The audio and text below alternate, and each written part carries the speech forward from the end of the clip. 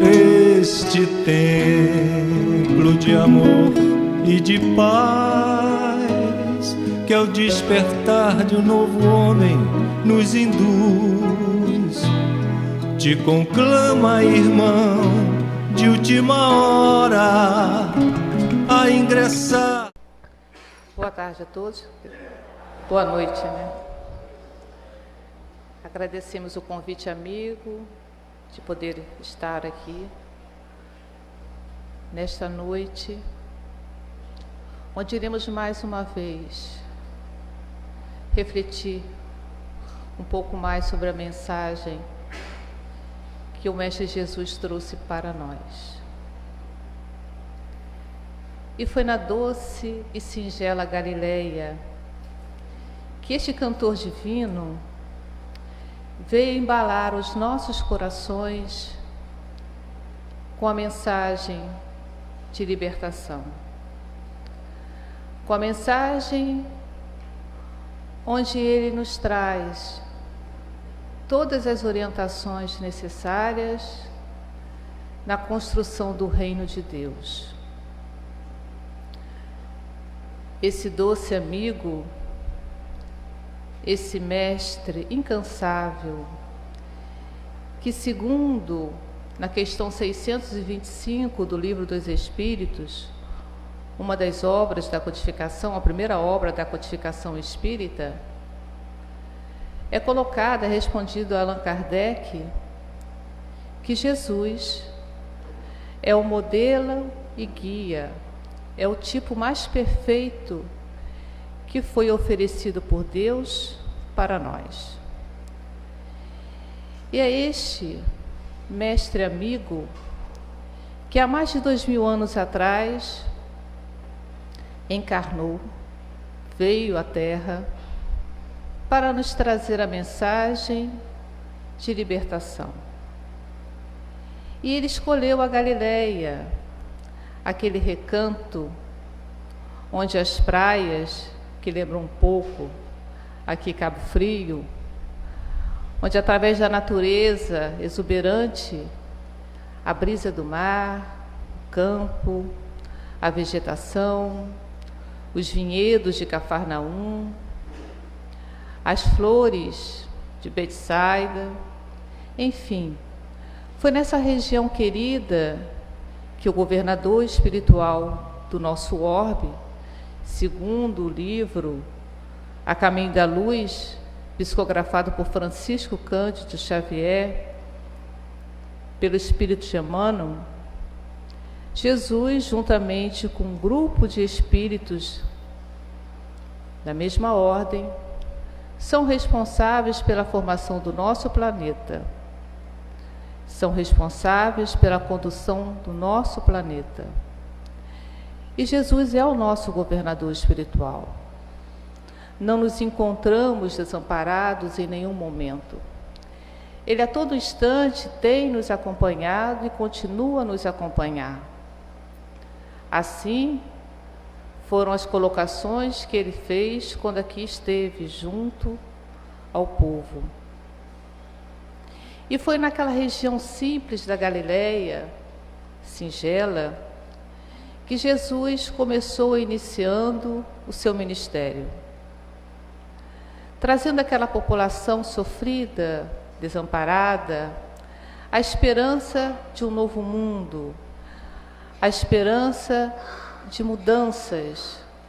Povo esse que sentia-se desamparado, povo este que vivia aflito, não muito diferente de muitos hoje, onde o sofrimento, a dor ainda é presente.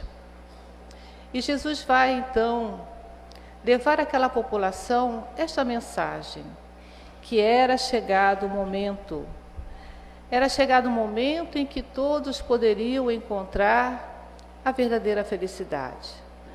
Não a felicidade passageira, mas aquela que está presente em nosso mundo íntimo.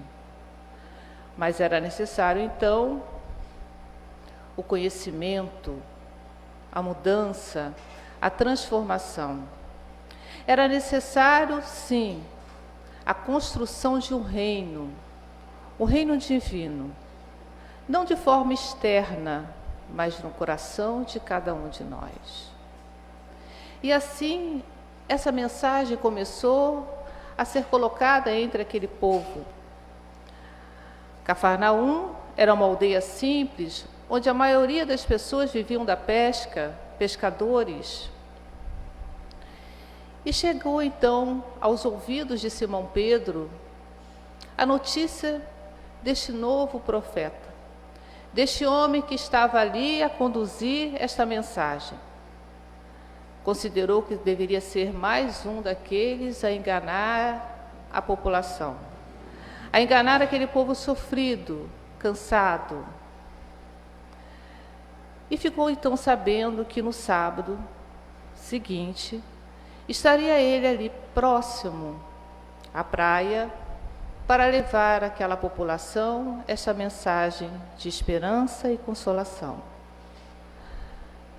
Ouviu dos amigos, mas confessou que seria desnecessário, que ele não iria ao encontro. Mas, para sua surpresa, pela madrugada seguinte, lá estava Simão Pedro acompanhando a multidão que ia em direção ao local onde Jesus estaria. E, para sua surpresa, ao raiar do dia, uma grande multidão se contava aglomerada. E ele ali. E ficou a esperar quando a imagem do Mestre Jesus, a figura do meigo nazareno, chega. E ele nunca viu um olhar, um semblante tão sereno, tão sublime quanto de um homem. E estava escutando a sua narrativa, as suas preleções, as suas colocações, quando uma mulher grita, pedindo que curasse a sua filha. Essa mulher se encontrava atrás de Simão. Ele então automaticamente pega a criança e entrega a Jesus. Jesus então olha nos olhos de Simão e vai lhe dizer: espiritualmente, mentalmente, eu te conheço desde ontem. E Simão, então, embevecido com aquele diálogo, fica mais ainda sensibilizado quando o mestre olha para a criança, toca nos olhos e diz: filha, em nome de Deus nosso Pai, volte a ver. E a criança então vê e chora e fala para a mãe, e a mãe, emocionada, pega a criança que Jesus vai entregar. Nesse momento, a túnica do mestre bate no peito de Simão Pedro, e ele então fica totalmente magnetizado, hipnotizado com aquele encontro. E quando desperta, já era um pouco mais tarde, já não havia mais ninguém ali. Simão retorna para os seus afazeres, mas o fato é que desde aquele momento ele não foi mais o mesmo. Ainda lembrava o diálogo que tinha tido com o mestre. Sim, eu o conheço desde ontem. Pouco depois, estava Pedro e seu irmão na praia pescando, quando Jesus vem em direção a eles e convida-os para que pudessem ser pescadores de alma. E sem titubear, Pedro e seu irmão André seguem em sua direção e vão ser pescadores de alma. Esse apóstolo, este amigo, que vai, a partir daquele momento, começar uma trajetória de transformação, de lutas. Este apóstolo que vai, através da convivência diária com o Mestre, aprender a compreender as dificuldades, as fraquezas, a tolerar a ignorância, a compreender a dor. Pedro, com toda a sua vontade de seguir, de aprender, foi colocado para ele, bem mais tarde, que ele iria ser o condutor, a princípio, dos ensinamentos de Jesus. Mas esse apóstolo teve que testemunhar, teve que vencer, teve que lutar sobre muitas dificuldades. Mas dificuldades dentro do seu mundo íntimo, dentro do seu coração. Nós vamos encontrar em Pedro os momentos em que ele teve a oportunidade de conviver na pesca, no lar, nas curas inúmeras que Jesus já fez. Porque Jesus, como nós temos o conhecimento, curou paralíticos, cegos, obsidiados, rancenianos, levou a cura a muitos corpos, mas mostrando a todo momento a importância de que era necessário a sua transformação, a transformação moral, porque poderia ser curado naquele momento, mas que não voltasse a pecar. Sempre assim o colocou, porque senão retornaria o processo do sofrimento, da mudança. Mas Pedro vai ter oportunidades ímpares de estar com Jesus. Na transfiguração, onde ali, através do encontro em que Jesus tem com Moisés, Elias, vai mostrar ali a imortalidade da alma.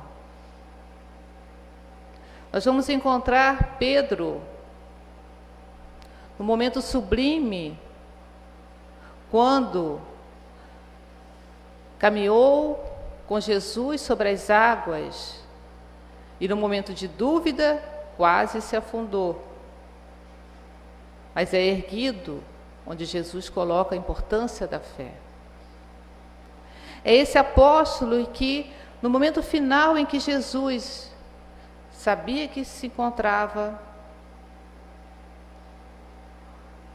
à porta do Calvário, da sua crucificação, vai adverti-lo de que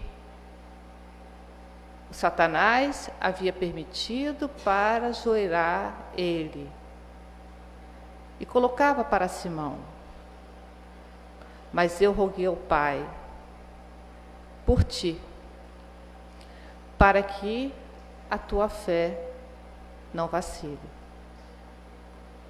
E solicito que, não vacilando, conduza o meu rebanho.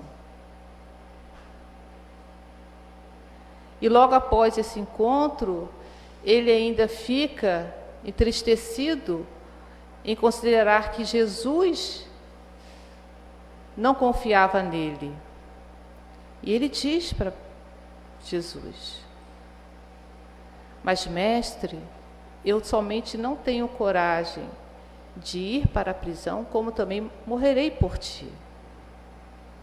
E Jesus, compreendendo as dificuldades que nós, seres humanos, ainda possuímos na luta quando estamos na construção da nossa vontade, das nossas boas intenções, que ainda estamos sujeitos às quedas, aos vacilos, e ele tinha compreensão, ele tem a compreensão de que Pedro ainda estava em construção. E ele vai colocar para Pedro: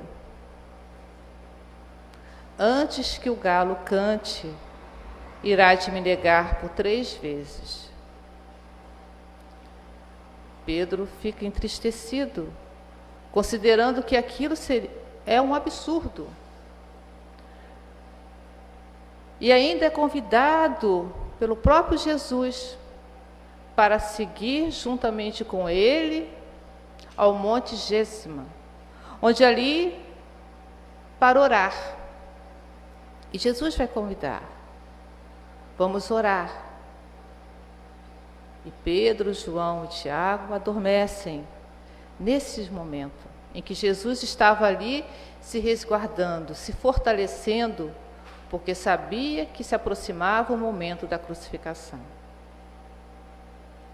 Mas Pedro adormece como os outros. E Jesus por 3 vezes vai adverti-los, mas nem por um momento pudesse orar comigo. Orai e vigiai para não cairdes em tentação. Trazendo para nós a importância desse recurso que é a prece. Esse sublime recurso que a misericórdia divina nos dá, para que nós possamos utilizar em benefício da nossa vontade, em benefício da nossa transformação, da nossa mudança. E assim Pedro vai seguir o seu trajeto. Jesus é aprisionado e, como narra no Evangelho de Lucas, irá negá-lo por 3 vezes. E quando o galo canta pela 3ª vez, ele se recorda do que Jesus havia colocado para ele. E vai ser uma dor muito grande que ele irá sentir. Porque Pedro conviveu diariamente com o Mestre. Jesus foi aquele amigo que convivia na intimidade do lar. O primeiro culto do Evangelho instituído na terra foi no lar de Pedro. A sogra de Pedro foi curada por Jesus. Em vários momentos, nós vamos encontrar narrativas onde Jesus reunidos com os apóstolos, mas sempre Pedro presente, participando de reuniões sublimes, de momentos gloriosos. E ele vai negá-lo, vai dizer que não o conhecia, que não era o deles, que não fazia parte do grupo.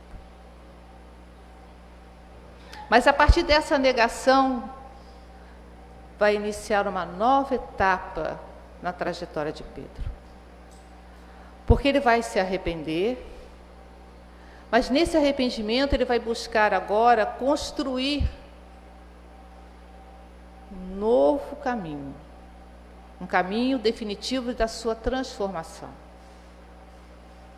E após o momento em que nós temos conhecimento em que Jesus estava na praia, onde os discípulos estavam pescando, e já era tarde, e não haviam conseguido pescar nada, quando um estranho diz para que jogasse a rede do lado direito, e eles vão e saem com 154 peixes, e eles veem ao longe, então, que quem tinha determinado para que jogasse a rede do lado direito era Jesus.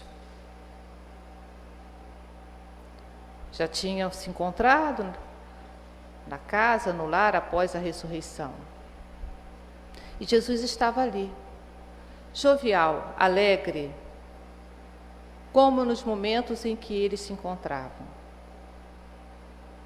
E nesse encontro, onde passa um dia a conversar, onde Jesus vai colocar novamente a importância do trabalho que deveria ser dado por continuidade, ele vai se dirigir para Pedro e vai perguntar: Pedro, tu me amas mais do que a estes? E Pedro vai responder: sim, mestre, eu te amo. E aí Jesus coloca: apacenta as minhas ovelhas. E mais uma vez, Jesus então, ouvindo na acústica daqueles corações ali presentes, pergunta novamente a Pedro: Pedro, tu me amas? E Pedro então, não compreendendo o porquê da segunda vez daquela resposta, daquela pergunta, vai lhe dizer: sim, mestre, eu te amo. E Jesus então vai responder: pastorei as minhas ovelhas. E Jesus então, aproveitando a sinfonia do vento, a brisa que vinha silenciosa do mar, a embalar a acústica daqueles corações presentes, vai colocar mais uma vez, vai perguntar novamente a Pedro: Simão, filho de Jonas, tu me amas? E Pedro então, envolvido com aquele questionamento, chora. E no choro vai se recordar dos momentos em que tinha vivido com o Mestre, de tudo que tinha acontecido até aquele instante. E mais uma vez ele vai responder: tu sabes, Mestre, que eu te amo mais do que tudo. E Jesus então vai colocar novamente: apacenta as minhas ovelhas. A demonstrar para Simão que não seria fácil o trabalho que estaria a realizar. Que o ser humano é composto de conflitos, de desafios, de dificuldades. E que seria necessário, então, por parte dele, compreensão, determinação, rigor, disciplina na condução do seu rebanho. Que ele deveria buscar ter atenção àquele rebanho que ele estava entregando, mas que não seria fácil a tarefa a realizar. E nós temos a compreensão de que essa tarefa não foi fácil realmente. Eles vão iniciar uma atividade que é a Casa do Caminho. A primeira instituição que nós temos notícia histórica de atendimento, de filantropia, de auxílio espiritual, material, àquela população. Onde o atendimento era feito para crianças, para órfãos, para viúvas, para os idosos que não poderiam se locomover, que necessitavam de auxílio, para os doentes de toda a ordem. Vai ser essa atividade que Simão Pedro, juntamente com outros apóstolos, vão buscar realizar, vão buscar desenvolver um trabalho de evangelização, um trabalho de enriquecer aquelas almas com a mensagem de Jesus. Não somente ofertando o pão espiritual, ofertando também o pão material. Não somente ofertando o auxílio à cura das suas doenças físicas, mas orientando e esclarecendo aquelas almas que a nossa cura, ela se faz de dentro para fora. Que a nossa mudança é o passo importantíssimo na construção do reino de Deus em nosso coração.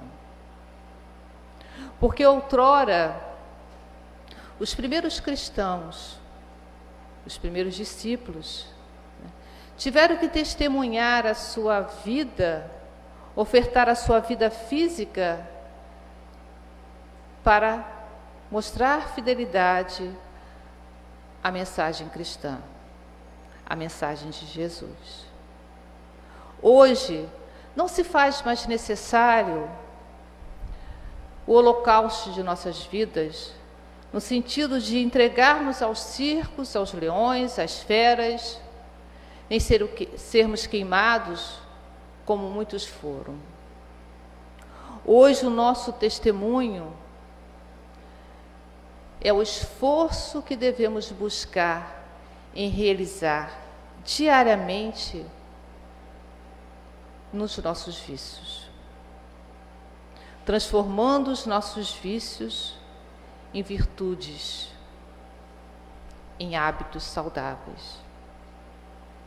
Reconhecemos que a atualidade em que nós nos encontramos não está muito distante em relação aos sofrimentos que no passado aconteciam.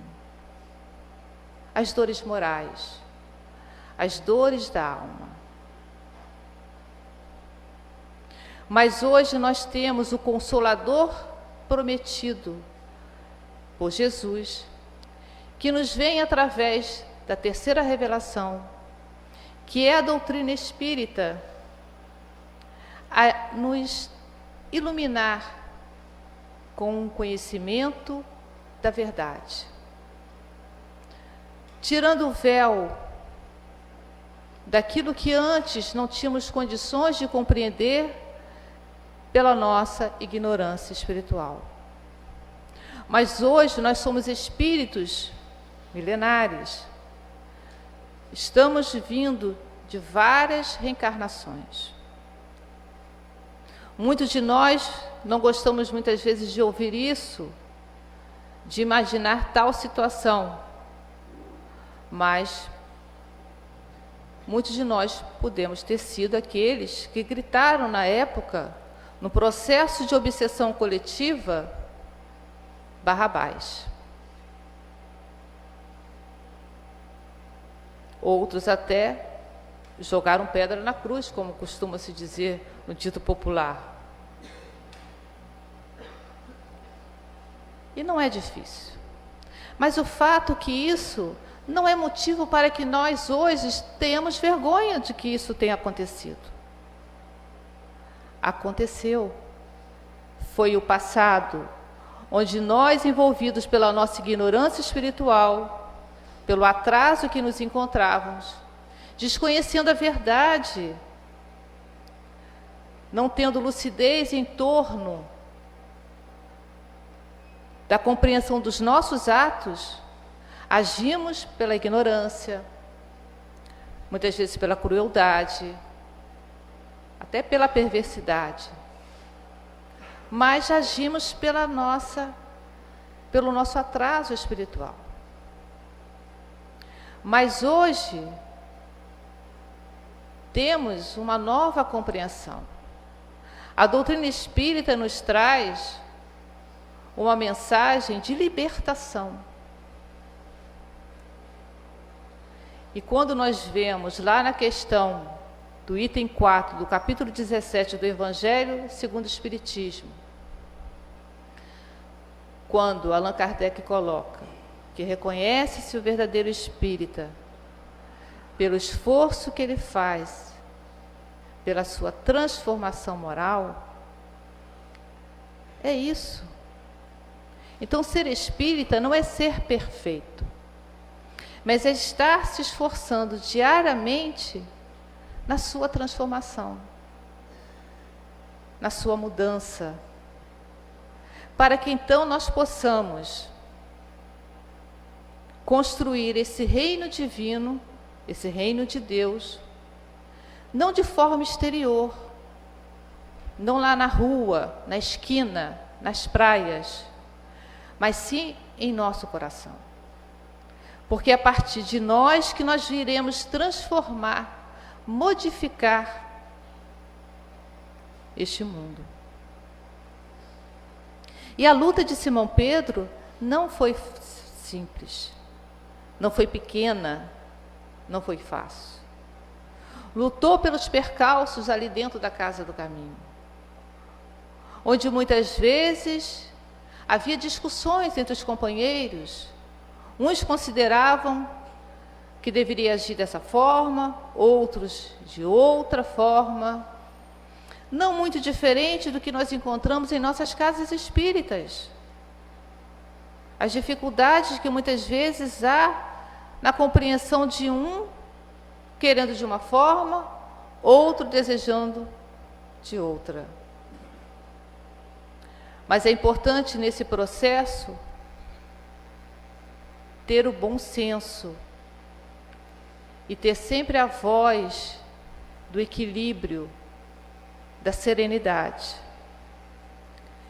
E é essa voz que Simão sempre buscou ter nas discussões ali na Casa do Caminho. Quando muitas vezes Paulo, discutindo com Tiago, considerando pontos diferentes, e Pedro, então, apaziguando, asserenando os ânimos. Essa compreensão que Pedro passou a ter faz parte do processo que ele iniciou nele mesmo. Porque quando ele negou o Mestre, ele ali aprendeu a fragilidade humana. O quanto ainda nós somos frágeis quando não conseguimos ainda ter total maturidade psicológica, amadurecimento psicológico. E essa construção, ela é um processo. Ela se faz, ela deve ser feita diariamente. Daí nós nos recordamos da questão 909, que tem lá no Livro dos Espíritos, quando nos coloca aqui o quanto nós somos ainda pequenos em realizar esforços para domar as nossas más inclinações. O quanto ainda nós não buscamos utilizar a nossa vontade para mudar os nossos vícios. Muitas vezes ficamos nos alimentando e sentindo prazer. É um processo que se encontram e que iremos responder pelas consequências. Então, a dor, quando nos chega, ela vem através de uma construção daquilo que nós estávamos a realizar. E ela vai, então, culminar naquele sofrimento para que, a partir daquela dor, nós possamos perceber e buscar a cura, a mudança. Então, é toda uma trajetória, é todo um processo que nós precisamos compreender dessa necessidade. E Simão Pedro, então, ele foi esse apóstolo que, a partir das suas dificuldades, das suas lutas, das suas quedas, ele foi aprendendo a olhar o irmão, o próximo, com compreensão, com tolerância, mas muitas vezes também com energia. E o tempo foi passando. E Simão Pedro foi seguindo a sua trajetória. Foi buscando construir neste rebanho que Jesus solicita que ele apacentasse, o reino divino.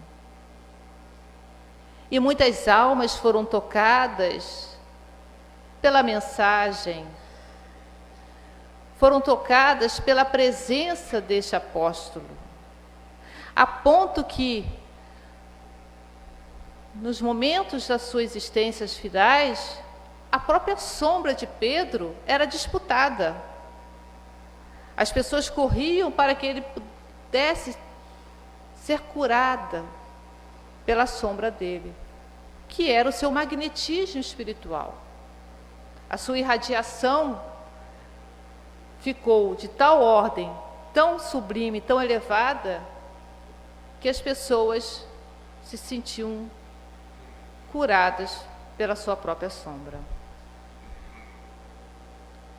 Quando ele estava se dirigindo ao templo da Porta Formosa, aquele paralítico que estava ali, que era de nascença, vai solicitar ajuda a Pedro.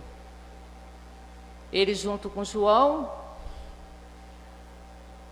pede ao paralítico estendesse a mão, segura-o pela mão direita e lhe diz: não tenho ouro nem prata, mas o que eu tenho, isso eu lhe dou. Em nome de Jesus Cristo, levanta-te e anda. E o paralítico ficou curado. Um paralítico de nascença. Esse foi Simão Pedro. Este apóstolo que iniciou essa trajetória, que quando ouviu a mensagem cristã, a princípio, não acreditou. Era um homem simples como nós. Vivia da pesca, cuidava da sua família, tinha suas preocupações ali, do lar, para o sustento do lar. Mas que ao ser tocado com aquele olhar, com aquela voz a lhe dizer: eu te conheço desde ontem, nunca mais foi o mesmo. E nos momentos finais da sua trajetória na Terra, quando caminhava-se em direção ao sacrifício, já se passava dos 80 anos, sua caminhada era cansada, as pessoas ali acompanhavam o cortejo de Simão, compadecidos em saber que ele ali iria ser crucificado, não concordavam com aquela atitude. Idosos, crianças, todos ali acompanhando. E Pedro se recordava dos primeiros momentos em que esteve com Jesus. Mas o seu pensamento primeiro era uma prece, porque ele sentia que as suas forças físicas realmente mais não tinham o que fazer. Rogava a Jesus que enviasse trabalhadores novos para que pudesse dar continuidade ao trabalho. Rogava a Jesus que auxiliasse para que novos trabalhadores viessem, dando prosseguimento ao trabalho de Jesus. Mas ele também sentia uma saudade do Mestre Jesus, daquela companhia doce e amiga, daquele irmão querido. E ele então não percebe que havia ali um pretoriano, Sertório Aniceto, que desrespeitava os presentes, inclusive alguns soldados que mantinham silêncio em torno daquele cortejo.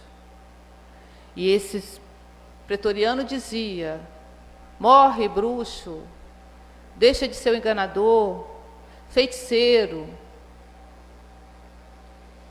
Ele então vai ser colocado na cruz, como se estivesse hipnotizado, lembrando, pensando na figura, naqueles encontros das praias de Cafarnaum, lembrando dos vinhedos de Cafarnaum, das roseiras, das frutas, das fruteiras de Magdá.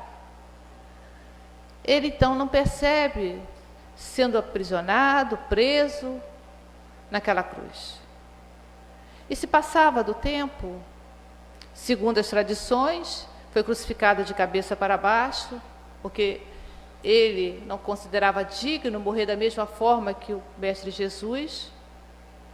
E ali, naquele momento, onde já se passava algumas horas e nada da morte acontecer, Sertório Aniceto, então, pega de um calhau, lança-lhe na cabeça e o sangue então vem e ele desencarna. Mas é tudo muito rápido, porque ele se vê livre, embora o vozeria, agitação, ele não percebe. Porque de forma imediata ele se vê em espírito e olha para o céu e vê um clarão, um caminho, e em sua direção vem um homem. Quando se aproxima mais, ele percebe que era a figura do Mestre Jesus. E ele então vai se ajoelhar.